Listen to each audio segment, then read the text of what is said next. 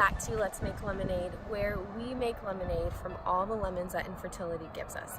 My name is Selena, and if you're new to my channel, I have been dealing with infertility going on 10 years, 9 years, but 3 months short of 10 years, and I've never been pregnant. My husband and I have been just waiting and waiting for us to have a baby, and so we are finally in the middle of IVF, and we are awaiting our transfer, and so it's a very, very just exciting and crazy time right now. Don't forget to subscribe, and also when you see that little bell, go ahead and push the notification so that you know when we upload a video. So today we're going to do something a little different. Today we are going to talk about me.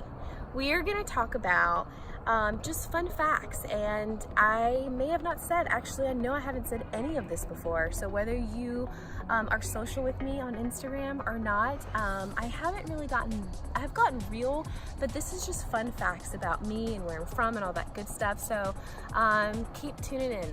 Hey Selena. Yeah. Where were you born? I was born in Okinawa, Japan. My dad was in the Air Force, and so that is what brought our family to Japan. My family is of Puerto Rican descent. Where did you grow up? I was raised in Texas, Dallas-Fort Worth, Texas, and that is home to me. I left Texas when I was 26 years old, and here I am in the state of Tennessee, and this is where I have been since. What have you done for full-time work? All right, well, I started working when I was 15 years old. I worked at a little retail store because isn't that like an easy place to start working?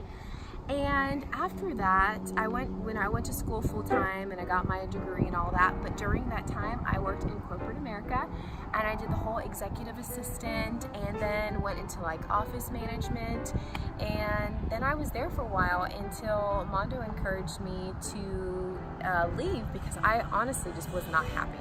So I left to work for a chiropractor, which I actually still do on the weekends, which is kind of funny. And then after that, I started working as a full-time teacher, and I taught 3rd grade, and then I taught 4th grade, and I still substitute, but because we are obviously in the trenches of IVF, we thought it would be a good idea for me to not go back to teaching and just allow my body to rest, because if you're a teacher, you've been a teacher, you know that it can be super, super stressful. What did you think you wanted to be when you grew up?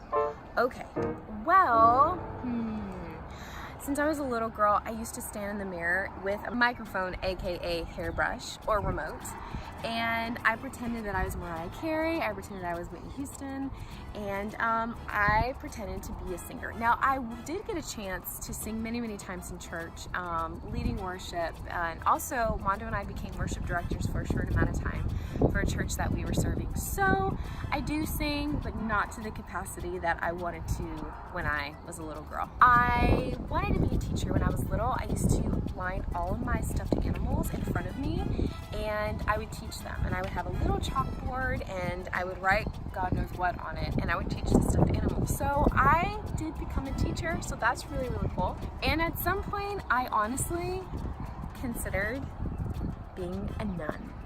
Can you believe that? Are you introverted or extroverted? What do you think?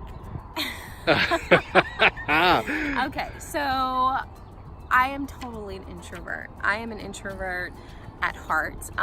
You know, it's hard because I feel like I'm a little bit of two. When I'm in front of someone, when I'm with someone, I am animated and I'm expressive just like I am now.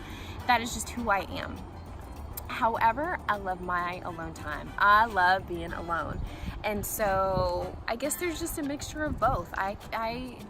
But they say depending on where you draw energy from, is it from a group of people or is it just by yourself? And I would say I draw energy from being by myself, so that makes me, I think, a true introvert. If you had to eat the same thing every day, what would it be? I don't know if it's because I was born in Japan, but I love me some Asian food, and so specifically Japanese food. What does your alone time look like for you? Okay, so for me, alone time looks like writing in my journal, reading, praying, walking my dog. I love walking her. it just feels so good. I feel like I get energy when I'm by myself, but when I'm by myself out in nature. And then honestly, sometimes if I am just having a really, really rough time, I will veg on some Netflix and just get lost in the world of Netflix. How did you meet your hubby? Ooh, okay, this is a good one. So how did we meet? Well, we met in the year of, what year? Nice, 2007. I'm not good with numbers. We met in 2007, and we met, it was like a dual thing. Like, we met at church, but then at that time I was singing, I was doing some background vocals in the studio.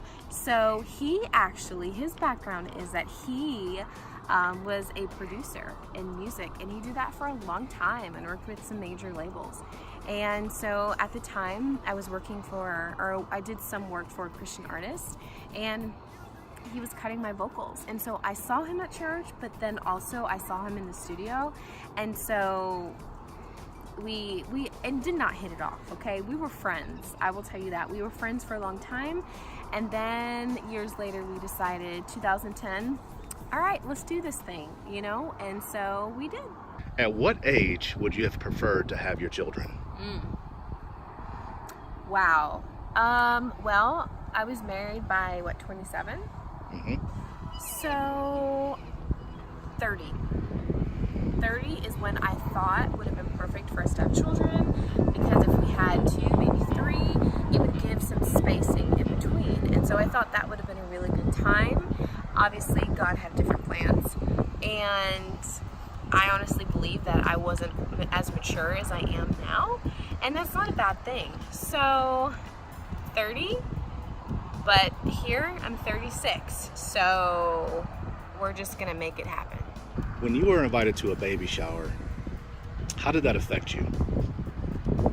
So you know that if you're dealing with this, that being asked to go to a baby shower is sometimes one of the hardest things that you have to deal with.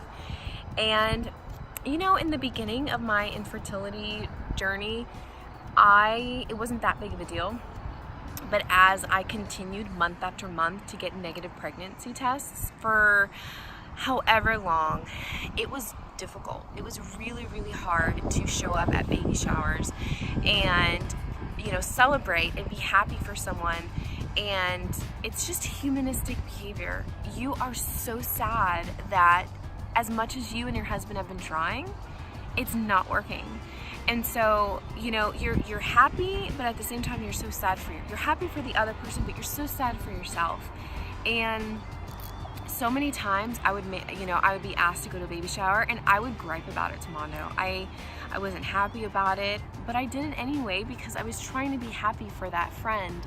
And then towards the end of, well, I'm still going through this journey, what am I talking about? But towards the latter half of it, I decided I needed to create healthy boundaries, and I was not going to go to another baby shower.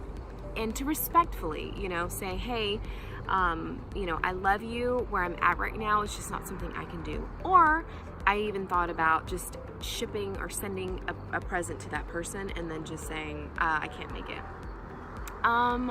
You know, you have your good days and you have your bad days, and I would go on the days where I felt strong, but on those days where you just know, like, you just can't do it, that's okay. Like, there's nothing wrong with creating healthy boundaries and being happy for that friend and maybe sending them a gift, but staying home because you know that it is going to wreck you. And there were times where I cried and cried and cried, and it just hurt my heart so much, and I just didn't feel like it was worth going. Until next time, see you at the next video.